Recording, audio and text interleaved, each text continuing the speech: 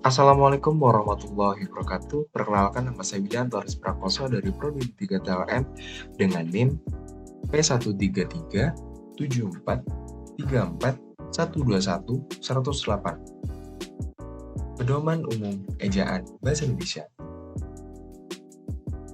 PUEBI atau yang dikenal dengan Pedoman Umum Ejaan Bahasa Indonesia terdiri dari pemakaian huruf terdiri dari huruf abjad, huruf vokal, huruf konsonan, huruf diftong, gabungan huruf konsonan, huruf kapital, huruf miring, huruf tebal. Penulisan kata terdiri dari kata dasar, kata berimbuk, bentuk ulang gabungan kata, pemenggalan kata depan, partikel, singkatan dan akronim, angka dan bilangan, kata ganti ku, kau, mu, nya, kata sandang, si, dan sang. Pemakaian tanda baca terdiri dari tanda titik, tanda koma, tanda titik koma, tanda titik dua, tanda hubung, tanda pisah, tanda tanya, tanda seru, tanda elips, tanda petik tunggal, tanda kurung siku, tanda garis miring, dan tanda penyingkat. Pemakaian huruf. Yang pertama, huruf abjad. Huruf abjad yang dipakai dalam ejaan bahasa Indonesia terdiri dari 26 huruf. Seperti A, B, C, D, E, F, G, dan seterusnya. Huruf vokal adalah huruf yang melambangkan vokal dalam bahasa Indonesia terdiri dari 5 huruf, yaitu A, I, U, E, dan O. Huruf konsonan. Huruf yang melambangkan konsonan dalam bahasa Indonesia terdiri dari 21 huruf, yaitu B, C, D, E, F, G, dan seterusnya. Huruf diftong. Di dalam bahasa Indonesia terdapat 4 diftong yang dilambangkan dengan huruf vokal AI, AU, EI, dan OI. Gabungan huruf konsonan. Gabungan huruf konsonan KH, NG, NY, dan SY masing-masing melambangkan satu bunyi konsonan. Huruf kapital. Huruf kapital sebagai huruf pertama awal kalimat. Contohnya, apa maksudnya? Dia membaca buku. Yang kedua, huruf kapital dipakai sebagai huruf pertama untuk nama orang termasuk julukan. Contohnya seperti Amir Hamzah, Dewi Sartika, Jenderal Kancil. Yang ketiga, huruf kapital dipakai awal kalimat dalam petikan langsung. Adik bertanya, kapan kita pulang? Orang itu menasehati anaknya, berhati-hatilah nak.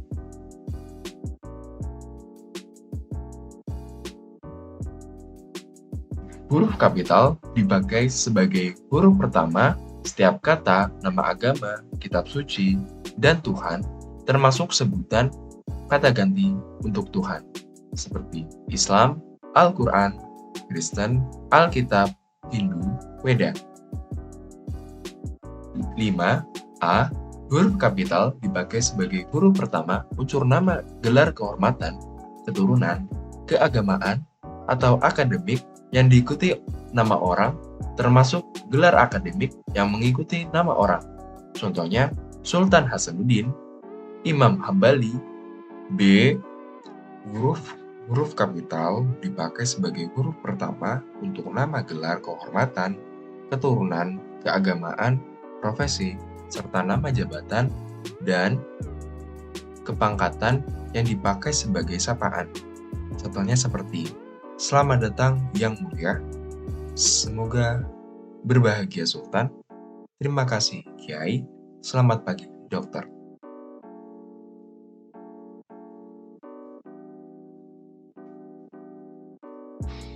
6. Huruf kapital dipakai sebagai huruf pertama unsur nama jabatan atau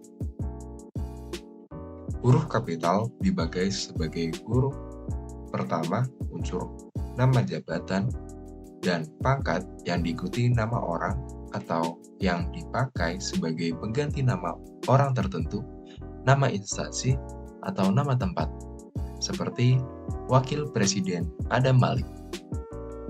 7. Huruf kapital dipakai sebagai huruf pertama nama bangsa, nama suku, dan bahasa, seperti bahasa Indonesia. 8. A.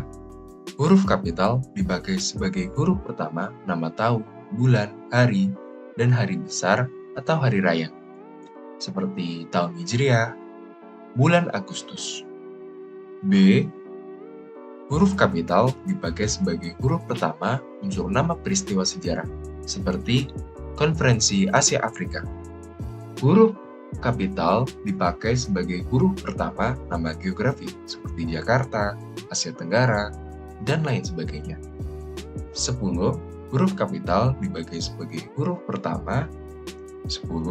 Huruf kapital dipakai sebagai huruf pertama semua kata atau termasuk semua unsur bentuk ulang sempurna dalam nama negara, lembaga, badan, organisasi, atau dokumen kecuali kata tugas seperti di, ke, dari, dan, yang, dan, untuk. 11.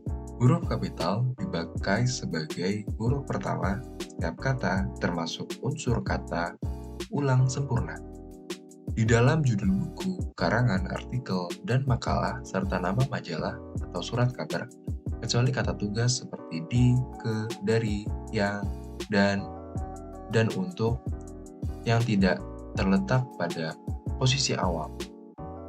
Saya telah membaca buku dari Ave Maria ke Jalan Lain ke Roma. 12. Huruf kapital dipakai sebagai huruf pertama untuk singkatan, nama gelar, pangkat, atau sapaan, seperti SH, Sarjana Hukum. 13. Huruf kapital dipakai sebagai huruf pertama penunjuk hubungan kerabat seperti bapak, ibu, kakak, adik, dan paman, serta kata atau diungkapkan lain yang dipakai dalam penyapaan atau pengacuan. Kapan Bapak berangkat? Tanya Hasan. Selanjutnya adalah huruf miring. Huruf miring dipakai untuk menulis judul buku, nama majalah, atau nama surat kabar yang dikutip dalam tulisan termasuk dalam daftar pusaka. Saya sudah membaca buku Salah Asuhan, karangan Abdul Muiz. 2. Huruf miring dipakai untuk menegaskan atau mengkhususkan huruf, bagian kata, atau kelompok kata dalam kalimat. Huruf miring kata abad adalah D. 3. Huruf miring dipakai untuk penulisan kata atau ungkapan dalam bahasa daerah atau bahasa asing. 1. Huruf tebal dipakai untuk menegaskan bagian tulisan yang sudah ditulis miring. Huruf tebal. Huruf tebal dipakai untuk penegasan bagian tulisan yang sudah ditulis miring. Huruf DH, seperti kata Ramadan, tidak terdapat dalam ejaan bahasa Indonesia. Yang kedua, huruf tebal dapat dipakai untuk menegaskan bagian-bagian karangan seperti judul buku, bab, atau subbab. Penulisan kata. Kata dasar. Kata dasar ditulis sebagai satu kesatuan. Kantor pajak penuh sesak. Kata imbuhan. Imbuhan atau awalan, sisipan, akhiran, serta gabungan awal dan akhir. Ditulis serangkai dengan bentuk dasarnya. Contohnya, berjalan, berkelanjutan. 2. Bentuk terikat ditulis serangkai dengan kata yang mengikuti. Contohnya seperti berikut. Bentuk ulang. Bentuk ulang ditulis dengan menggunakan tanda baca min di antara unsur-unsurnya. Contohnya anak-anak, biri-biri. Gabung kata. Unsur gabung kata yang lazim disebut kata majemuk, termasuk istilah khusus, ditulis terpisah. 2. Gabung kata yang dapat menimbulkan salah pengertian ditulis dengan penggabungan tanda hubung di antara unsur-unsurnya. 3. Gabungan kata yang ditulis perpisahan. Gabung kata yang penulisan terpisah terhadap tulis terpisah jika mencapai awal atau akhir dipisah. 4. Gabung kata yang mendapat awalan dan akhiran sekaligus ditulis sepangkat. Gabung kata yang mendapat awalan dan akhiran sekaligus ditulis serangkai. Misalnya, dilipat gandakan. 5. Gabung kata yang sudah padu ditulis serangkai. Contohnya, apalagi, kilometer, saripati. Penggalan kata. Penggalan kata pada kata dasar. Misalnya, buah. 2. Penggalan kata turunan sedapat-dapatnya dilakukan di antara bentuk dasar dan unsur pembentukan. Contohnya, berjalan, mempertanggung atas 2 unsur atau lebih dan salah satu unsurnya itu dapat bergabung dengan unsur lainnya. Penggalannya dilakukan di antara unsur-unsur itu. Setiap unsur digabung, dipenggal, seperti pada kata dasar. 4. Nama orang terdiri atas 2 unsur atau lebih pada akhir baris dipenggal di antara unsur-unsurnya. 5. Singkatan nama diri dan gelar yang terdiri atas 2 huruf atau lebih tidak dipenggal. Kata depan. Kata depan seperti di, ke, dari ditulis terpisah dari kata yang mengikutinya.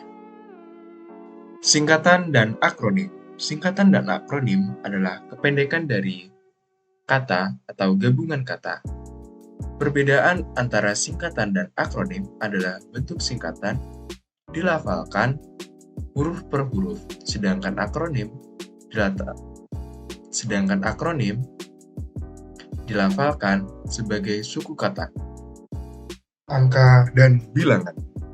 Angka yaitu tanda atau lambang sebagai pengganti bilangan, sedangkan bilangan yaitu banyaknya benda dan sebaliknya, dan sebagainya. Jumlah angka Arab atau angka Romawi lazim dipakai seperti lambang bilangan atau nomor. Angka Arab 1 sampai 9, angka Romawi I sampai L, dan seterusnya. Kata gantiku dan kau ditulis serangkai dengan kata yang mengikutinya. Sedangkan kataku, mu, dan nya ditulis serangkai dengan kata yang mendahulinya. Rumah itu telah kujual.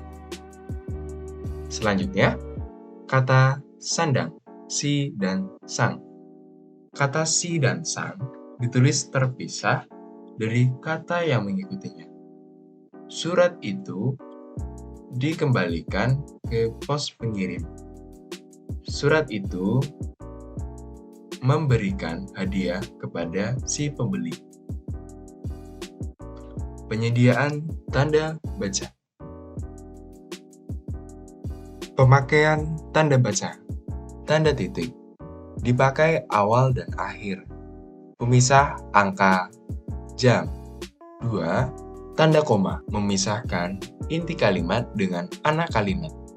Memisahkan petikan langsung. Tanda titik koma memisahkan kalimat setara yang satu dengan yang lain. Akhir penerimaan klausa. Menerima kalimat koma.